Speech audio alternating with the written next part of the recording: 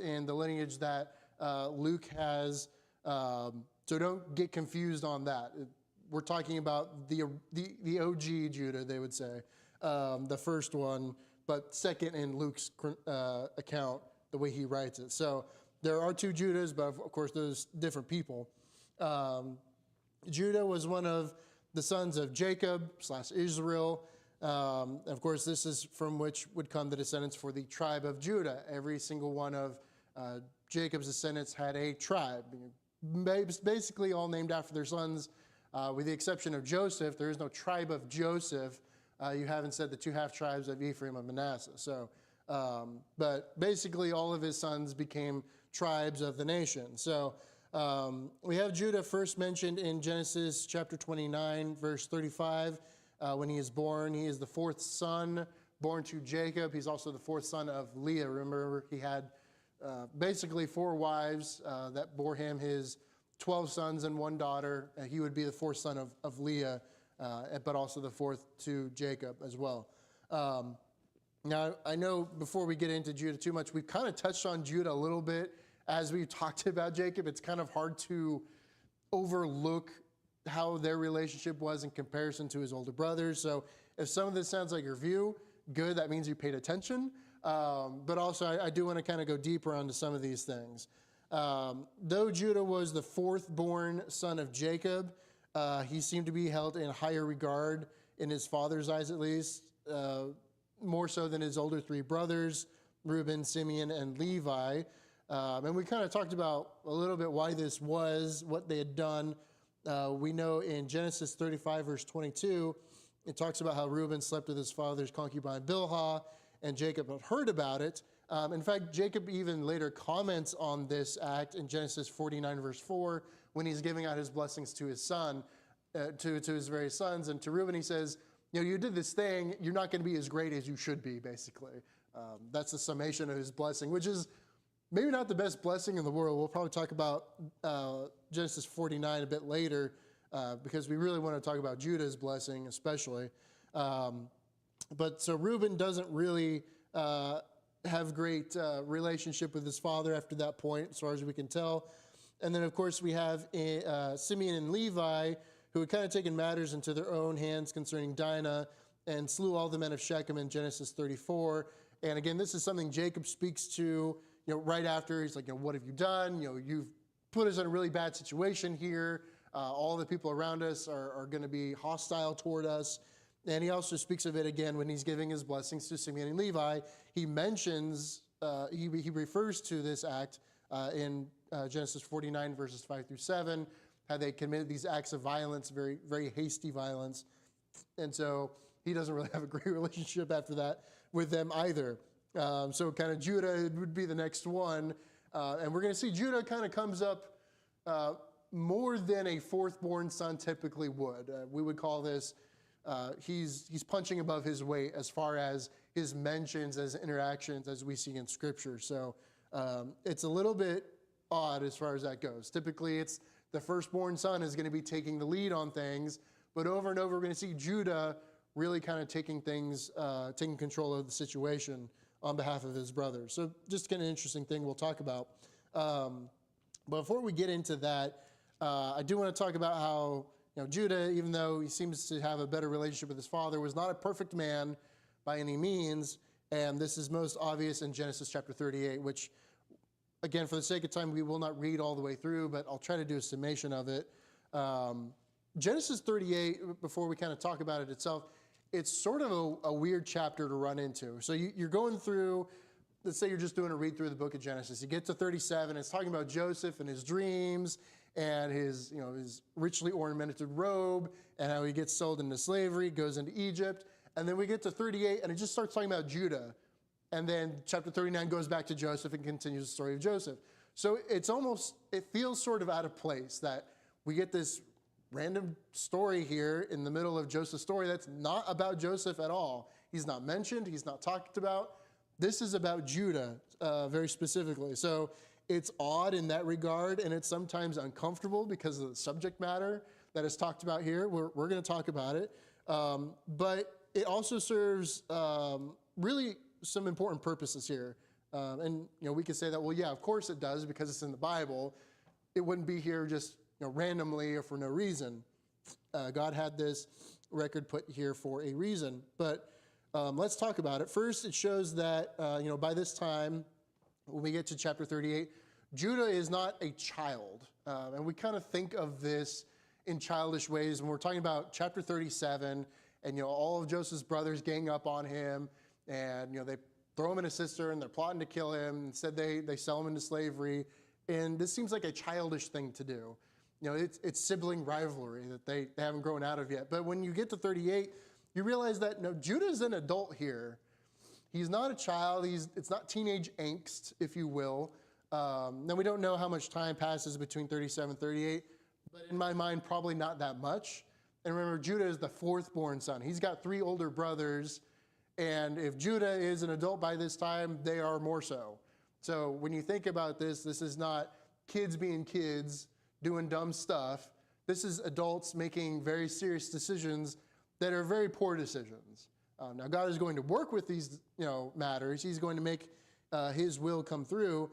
But I think too often we think of these brothers of Joseph just being kids doing dumb stuff. And it's a little bit more serious than that. These are, some of them at least, grown adult men who have taken an active turn against their own brother because of their jealousy. And it really kind of amplifies the division that's going on in the family. So just kind of keep that in context. I think that is an important thing that comes out in chapter 38. And then also, and this is probably more to the point of why this is here, is Genesis chapter 38 really gives us detail on the descendants of Judah and how they came to be, because it's a little bit weird if you were trying to draw out his family tree for this chapter and how this all works out. This would be a messy family tree. I would not want to try to diagram this, but there has to be an explanation here because, well, who's going to be coming down the line of Judah eventually? Jesus. So it's probably a good idea to have an explanation of how this came to be. How did this lineage come through? So it's not like this, blank spot in history that no one really understands, and then you get these critics saying, well, this couldn't possibly happen because we don't have any record of this. And you'll hear people say that all the time, criticism of the Bible, this couldn't happen because there's no record of it. That doesn't really prove anything. That's not a great argument, but there will people that will launch that. And if you think about it, none of Judah's other brothers, except for Joseph, get much detail on their families and their wives and their children. We get a little bit, but not in this great detail. So Judah, again, gets more detail. There's a more focus on this specific son of Jacob. And I think for the reason of there's going to be someone important coming down the line, we want to have a good record of this. Any comments on that before we get into Genesis 38 itself? Any thoughts? Okay, let's talk about Genesis 38. And again, we're not going to read it for the sake of time. I'm sure a lot of you know this story already. We have Judah who marries a daughter of a Canaanite man named Shua. This is in verse 2. In verse 3, it talks about his sons. He has 3 sons by this Canaanite wife, Onan, and Shelah. And that's in verses 3 through 5. And then in verse 6, it talks about how Judah finds a wife for his oldest son, and her name is Tamar. And so Judah and Tamar are kind of the big subjects of this story. But this is her introduction. She is the wife of his eldest son, Now, it texts about briefly in verse 7 that is wicked in the sight of the Lord, and God puts him to death. We don't get any details about what was his issue, what was his wickedness, what was his problem. We don't see how God decides to kill him. We don't have any details of that. We're told just what we need to know. It's very summed up, no detail. But from the context given in this story, it seems that and Tamar did not have any children. And we kind of know this. It doesn't say that up front, but we know this because the next son of Judah, Onan, is then supposed to go and fulfill his role as Er's older brother, or as Er's brother, to raise off offspring for his older brother. If a man and his wife did not have any children and the man died, his brother was supposed to go to his, basically be a sister-in-law, have offspring by her, and that would be his older brother's lineage. Is how that would work. And that was a common thing throughout the Old Testament. So we see this happening here. But Onan does not fulfill this role. He refuses to do it, and the Lord puts him to death for this also. We see this in verses 9 and 10. Again, no detail about how he dies. This is just what God does.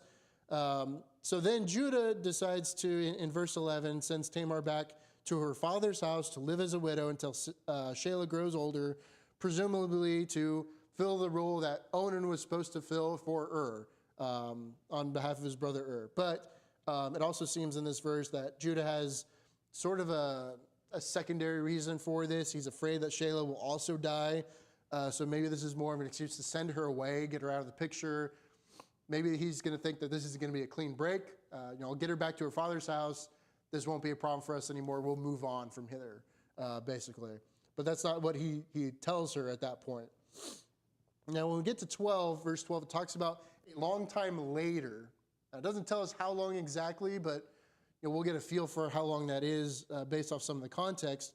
But we're told that sometime later, Judah's wife dies. That would be the daughter of Shua, the Canaanite. Judah's wife dies, and he concludes his grieving. He goes to shear sheep at Timnah with his friend, Hira the Adulamite. I don't really have much to say about him. He's mentioned in this story, but I don't really have much to say about him specifically, except for he fulfills his role as a friend to Judah. Now, Tamar hears about this. Now, this has been some time later. In her mind, Shelah is grown up. We should have been put together. This has not happened. And now she hears about Judah going to this place. So she decides to meet him on the road to Timnah in disguise. And she's kind of seems to have this plan about this. This is in verse 14. And then when we get to verses 15 through 18, we see Judah. He meets Tamar. He doesn't know it's her because she's in disguise. He thinks it's a prostitute. And he negotiates a price for her services, if you will. He says, I'll give you a young goat for your services so I can sleep with you. And she asks for a pledge. He gives over his seal, his cord, his staff. And basically, she's supposed to hold on to him until that goat can be delivered. Now, Tamar becomes pregnant by Judah through this act. And this is important in the story. Afterward, Tamar leaves a location. They can't find her. They're looking for this shrine prostitute to deliver this goat. They can't find her. So Judah just calls it off. They got my cord, my seal, my staff. Just let them have it. We did our due diligence, if you will. That's in verses 19 through 23. Then 3 months later, in verse 24, it's discovered that Tamar is pregnant. And Judah doesn't really understand how this came to be. He thinks she's done something indecent, not knowing it was with him. He didn't know that. And he demands she be put to death. You get to verse 25 and 26. Tamar reveals to Judah, here's your seal, your cord, your staff. I'm pregnant by the man who owns these. And he realizes, oh, that's me. I did this thing. And he kind of admits his wrong in this. And he also admits to, I should have given my son Shelah. I didn't do what I promised. And I think the way it calls it there in verse, I think it's in verse 26, he says, verse 26, Judah recognized him and said, she is more righteous than I. So that's not to say he was especially righteous in this, but he was more at fault than she was, is kind of what he's saying here in this situation. We do see in verse 27, Tamar eventually gives birth to these, it's actually twin boys here. The first puts out his hand, the midwife ties a scarlet thread around it, so he's technically the firstborn, but when he pulls it back in, his brother comes out, his younger brother. The younger brother is named Perez, the older is Zerah. We see that in verses 28 through 30. Now, Perez we'll talk about more when we get to the next person in the lineage. So I'm not going to talk about him too much, except for mentioning this is when he's born. So this is chapter 38. It's probably the most we see of Judah. He's definitely got some faults. He's got some problems. But he also then admits to his faults. He's like, okay, I messed up here. I'm going to take responsibility for this. And then now we have this record of this is how the descendants of Judah and this lineage for Jesus comes to be. Comments about 38 or thoughts? Anything we want to talk about further than that? Go ahead, Jeff. You could probably say to his credit, if that's the proper expression to lead this comment with. It does say that he never knew her again, which implies to me that he took care of her for the rest of her life. Yeah, took care of her, but she was not his wife after that point. That was the end of that. Yeah. In fact, when he admits these things, I kind of think of it sort of like David. David did something wrong when he committed this act with Bathsheba, but then, he admits to this wrong. As soon as Nathan says, thou art the man, he's like, yep, that's me, and I'm going to endure this punishment that God's going to send upon me. So in that regard, they turn back to what they should have been doing. That's maybe not the best comparison, but it's the first parallel that comes to mind. Very good. Any other comments? Yeah, I just wondered if you're going to talk about, is there any significance to this cord around his arm ankles if like any of them comes up first? So mainly the reason the midwife does that is to determine who the oldest child is. It's like, okay, this arm came out first, but it's going to be hard to tell whose that is by the time they come out fully. So she ties this cord around it, and then he pulls it back in, presumably to be born. Then his brother comes out first. Now their names, Zerah means scarlet or brightness, and then Perez means breaking out. She mentions, it's mentioned, this is how you come out. It's because your brother kind of broke through for you, and you came out when he retreated his hand. So there's not really any significance aside from that. Maybe it's just an interesting detail. I don't know of any. We do know that Perez, even though he is technically the younger because Zerah put his hand out first, he is going to be the one that the lineage follows. And maybe this is just giving a detail of that account. I don't know of any significance beyond that. So I don't know if I answered your question at all. Why is that put in? Why is it important? Yeah, I think it was more just an identifier. When you go to the hospital today, one of the first things they do after your kid is born is they tie a little thing around their ankle, and it's got a barcode. It's like, okay, we know who this is, so there's not, some baby snatcher trying to switch babies and all that. I guess that was a thing that happened in the past. I don't know. But they're... Well, it's interesting that there was almost a question which was first at this point, unless in some Mosaic law you've got exactly specific things on who's first. Yeah, well, and who was first is a big deal because the oldest son would get the double portion. And so, imagine if they don't tie that cord around that hand, and then Perez is born, he might be assumed to be the older son because he comes out fully first. And how are you going to tell? Babies kind of all look the same when they're born. How are you going to tell who's who? And they're twin brothers. They might look exactly, and we're not told if they're like identical twins or anything like that, but they may look very, very, very, very similar. How would you tell whose hand is which? So that's why the cord is wrapped there. I think just as a marker to identify who the firstborn is. Any other comments, thoughts? It's interesting, I would think that the one that comes fully out first is the first. Well, that's not how they count it. They're free to do that the way they want. There's a lot of people in our world today who think that every single thing that happens has some cosmic and eternal significance. Solomon says that time and chance happens to all people. There are things that happen that are not that important in the grand scheme of things. They're just a blip. Now, this is noted. So, to Gretchen's point, it may have made a difference in their, it certainly have made a difference in their life, and maybe it is just a small little window into how they did things. Right. Again, I'm not sure what significance that would have in the grand scheme of things, but it just helps us kind of understand how they did things. I mean, if you really want me to pull something, I'd say, well, Esau and Jacob, Esau was the older son, and his name means red, and here's this scarlet thread, and maybe there's some parallel that we don't really get any detail. I mean, Zerah is not really important in the grand scheme of, his descendants became so-and-so, like Perez is. So we don't really have that similar comparison. But, I mean, if that's a stretch even for me, but... Interesting that Jacob was the supplanter and Perez broke through. Yeah. I think there's a kind of an interesting parallel there. So it may be that these two brothers were somewhat of a shadow of Jacob and Esau. I don't know if that's Yeah, history doesn't exactly repeat itself, but sometimes it rhymes, You get similar things that come up over and over. So, yeah, I don't really have anything beyond that. I think it was just merely to mark who was the firstborn so that they would know, okay, this is the firstborn son. He's the one that gives the double portion. All of those very important cultural things. All All right, with that, let's talk about Judah some more and kind of look at how he plays into the story of Joseph, because, minus chapter 38, he does actually come up again and again and again when we talk about the narrative of Joseph. Of course, we talk about Joseph for the majority of the end of the book of Genesis. Joseph is kind of, quote unquote, the main character, if you will, because the narrative follows him mostly. If you look at Genesis 37, this is going back to the last chapter, verse 26, it's Judah that suggests to his brothers that instead of killing Joseph, they sell him off, sell him into slavery. And I guess all his brothers agree. He's got some sort of pull amongst his brothers while he's charismatic or they just respect him.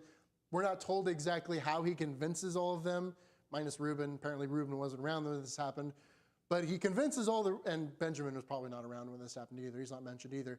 But all other brothers seem to buy into this idea. He's got some sway with his brothers, including Simeon and Levi, who were older than him. So that's an interesting thing to point out. And then when we get to Genesis 43, this is when Jacob is talking to his sons about going down again to Egypt. They had gone down earlier, gotten some food, brought it back, and there were some issues. Simeon was kept in captivity in Egypt until they could prove their story to Joseph, basically, who would recognize them, but they did not recognize Joseph. And their money was back in their sacks, and there's this whole, what are we going to do? This is terrible. And when we get to chapter 43, rather, Jacob tells his sons, hey, we need to go back. We're running out of food again. We need to go back to Egypt. This famine's still going on. But it's Judah that kind of speaks up like, hey, here's the situation. We're going to have to take Benjamin back with us to prove our story. Now, Reuben had done this earlier in chapter 42, verses 37 and 38. He basically says, Reuben says to Jacob, entrust Benjamin to my care. If anything happens to me, or to Benjamin rather, if anything happens to Benjamin, you can kill my sons. That we'll have a trade-off. But Jacob doesn't buy into that. He says, no, we're not doing that. Simeon's gone. We're just going to cut our losses, really, at this point. He does not trust Reuben to do this, or maybe he doesn't think this situation is dire enough to make this move. But by the time we get to chapter 43, it's not Reuben saying this anymore. It's Judah who speaks up and says, entrust Benjamin to my care. I'll take care of everything. And Jacob says, if this is how it has to be, then so be it. Go ahead and take Benjamin. So he trusts Judah enough, or at least the situation is dire enough that when Judah speaks up, Jacob is open to this idea. So again, we have Judah kind of taking the place of what Reuben really should be doing here. He's taking the lead among his brothers. So it's a really interesting kind of situation there.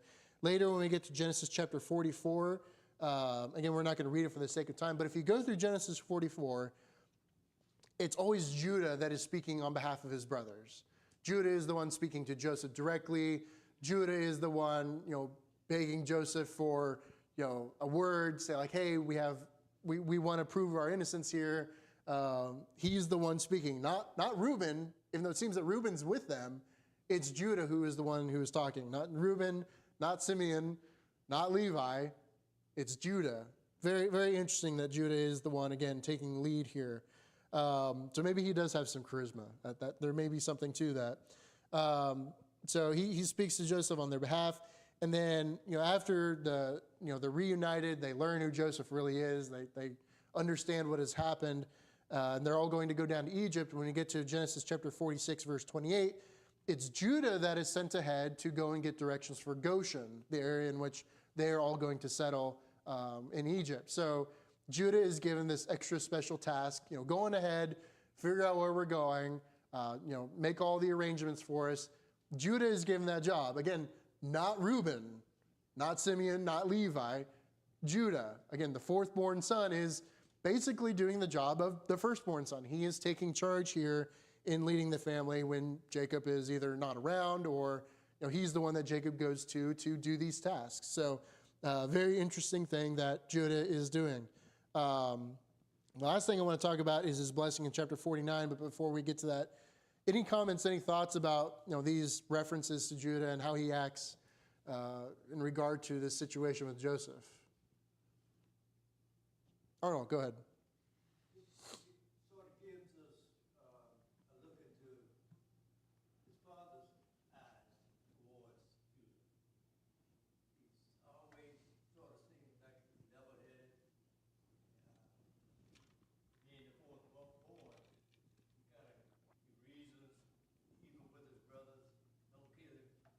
Yeah. I kind of feel that as a, I guess, a Judah amongst families even today, because sometimes the older brother doesn't always do what's right. Yeah, and I mean, I guess culturally we don't think of the eldest child as always being the one in charge, but because of the older one, sometimes that's just the way it's going to work out. If say you've got a kid who's 13 and another who's 7, you tell the 13-year-old, hey, you're going to play down the street, watch your brother, make sure he's doing right.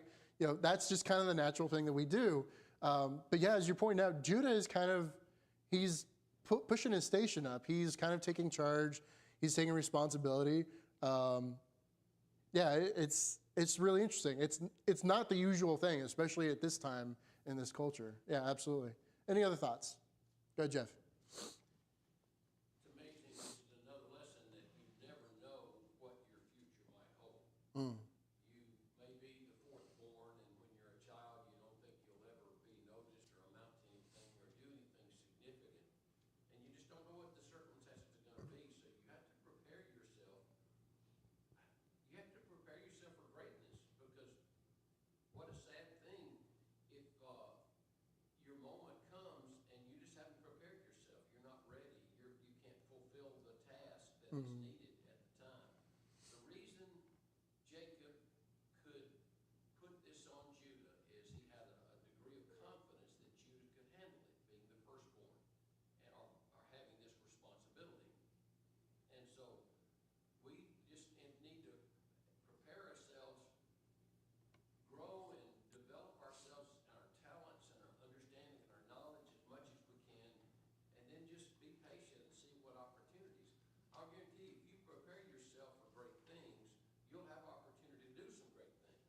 They may not be specific things that you might think of when you're younger, but there may be other things, but there will be great things that you can do because you have that talent, and the opportunity will come.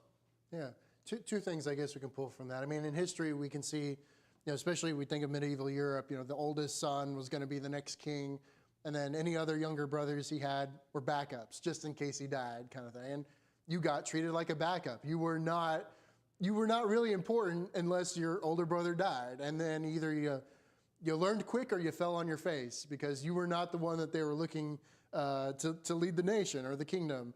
But yet being ready is, and that's kind of a big thorough line that we have in the New Testament, is being ready.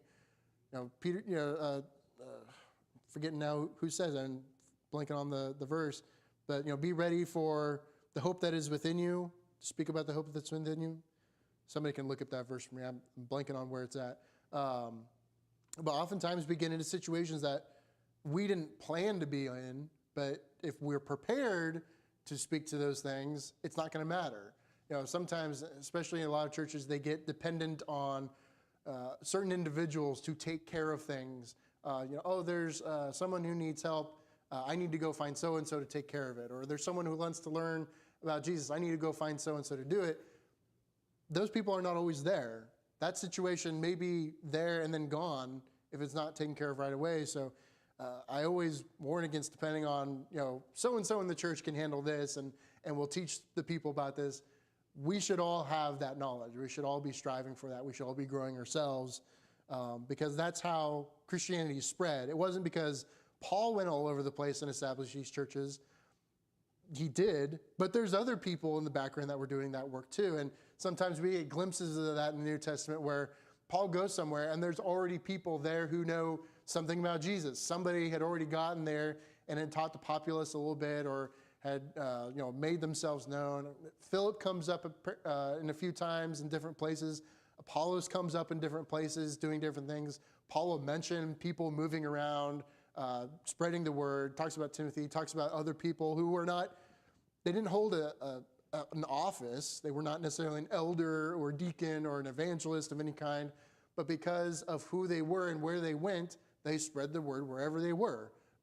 That's how the church grew, not because one singular person, was in charge and took care of everything. So it's an excellent point you make there, Jeff. So always be ready. Great. The verse you were looking for was 1 Peter 3:15, be ready to give an answer. I thought it was Peter, but I wasn't sure. So thank you for that. Thank you. All right, very good. Any other comments before we get to chapter 49? Okay, let's talk about chapter 49 real quick. Again, I'm not going to read the whole thing. It is very interesting, though, if you read through all of Jacob's blessings to his son. Basically, he knows, like, my days are numbered. I'm going to be dying soon. I'm going to give my final blessings to my sons. And I've kind of mentioned this already. We get to verse 3. Reuben, he's the firstborn, but Jacob does not have nice things to say about Reuben. He says, you're going to wane. You're not going to be as powerful as you should be because of what you had done to defile your father's bed. He's talking about him going and sleeping with Bilhah. He was not supposed to do that. Then he gets to verse 5, talking about Simeon and Levi. He talks about how violent they were. He's obviously referring to the massacre at Shechem. They had kind of taken matters in their own hands. And he says, this was out of line.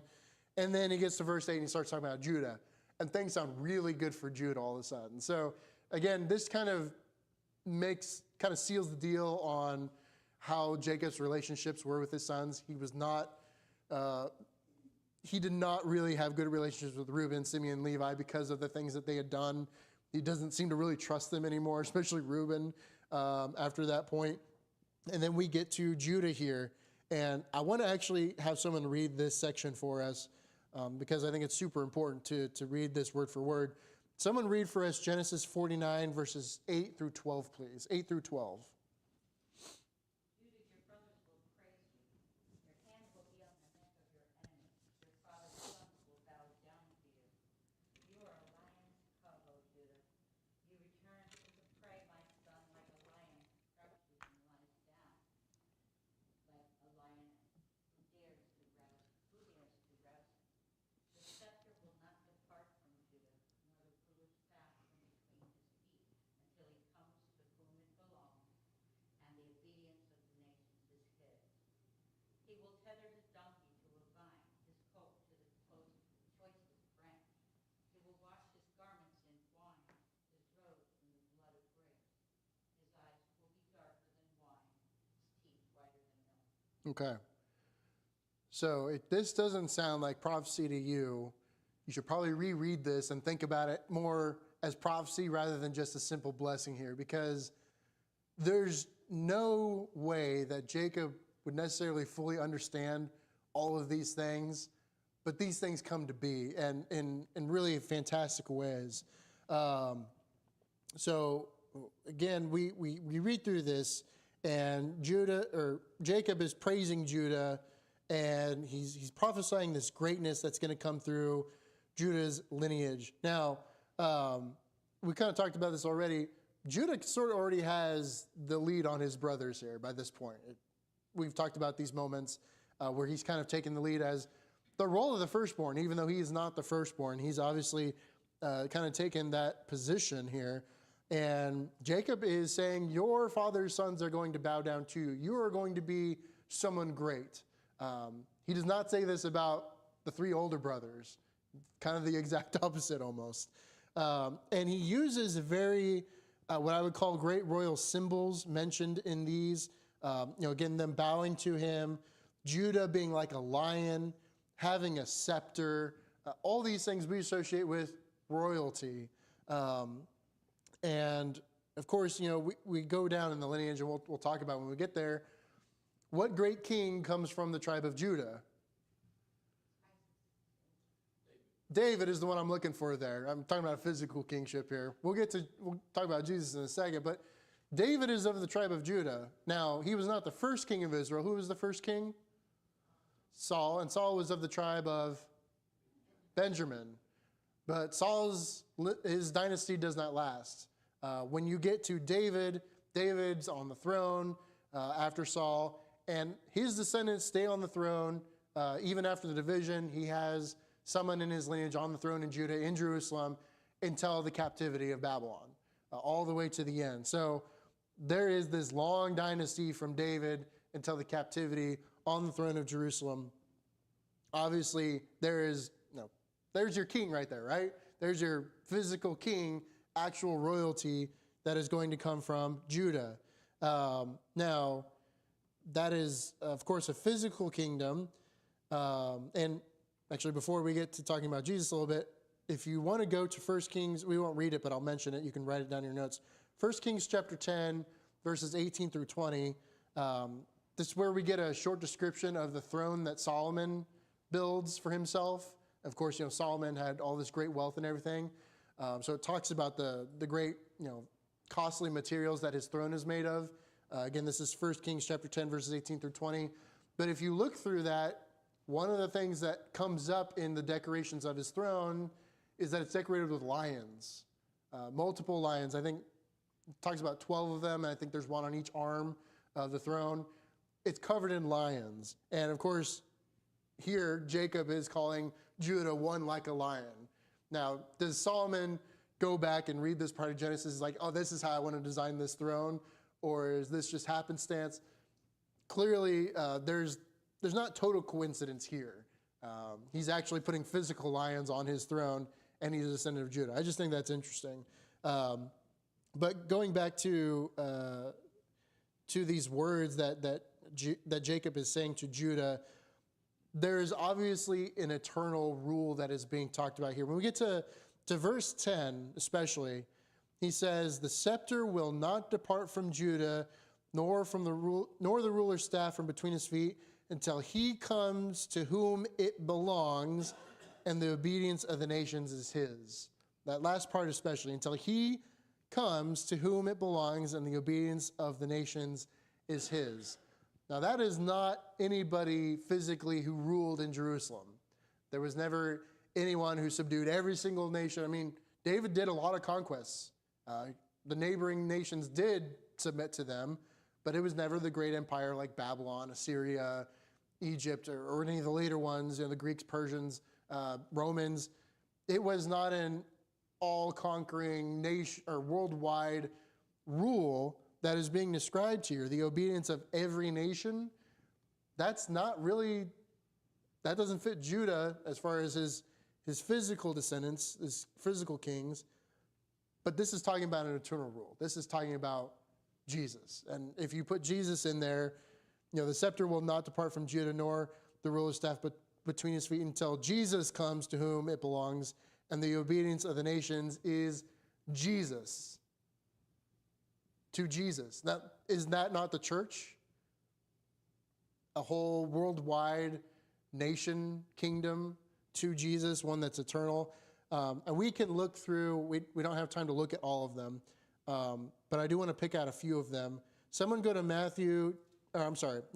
Luke chapter 1, verses 31 through 33.